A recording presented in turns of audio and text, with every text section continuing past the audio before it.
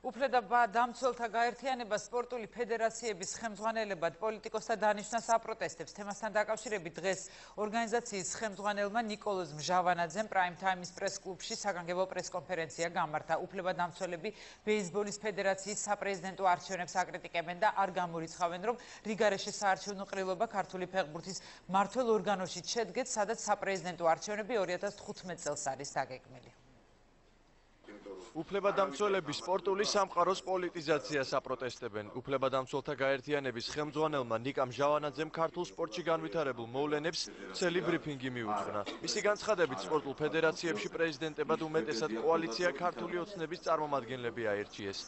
ბოლო საპრეზიდენტო არჩევნები კი ბეისბოლისა და სოფტბოლის ფედერაციაში შედგა და ამ ორგანიზაციის ხელმძღვანელად პარლამენტის ვიცე-სპიკერი ზურაბ აბაშიძე დაინიშნა. სამწუხაროდ ის რაზეც აკრიტიკებდა ქართული ოცნება ნაციონალურ მოძრაობას, დაიწყო ის ეტაპი უკვე თავად ქართულმა ოცნებამ. და ამის ნათელი დასტური გახდავთ ბეისბოლის და სოფტბოლის ფედერაცია, რომლის პრეზიდენტად დაინიშნა ზურაბ აბაშიძე, პარლამენტის ვიცე-სპიკერი და ჩვენ გვაქვს ინფორმაცია, რომ იგეგმება სხვა ფედერაციებშიც ანალოგიური დანიშვნები.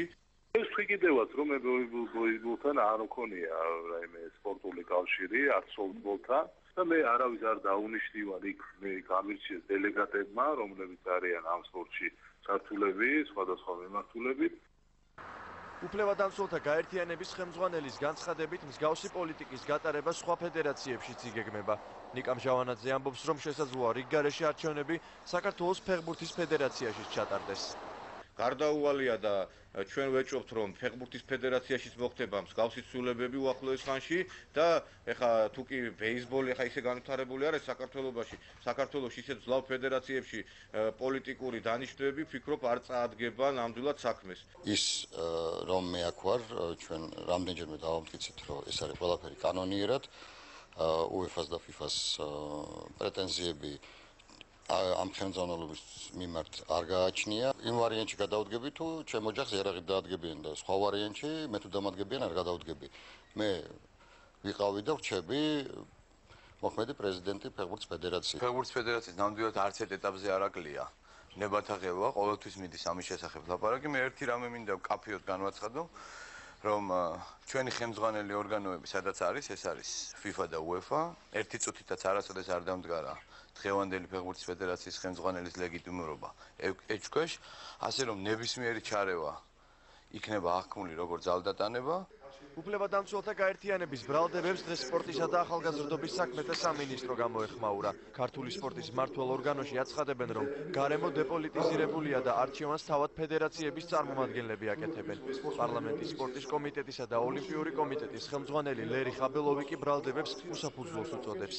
თქვენ იცით, რომ ფედერაციების ჩატარდა ძალიან ბევრი არჩევნები და ფაქტიურად კონკურენტუნარიანი იყო.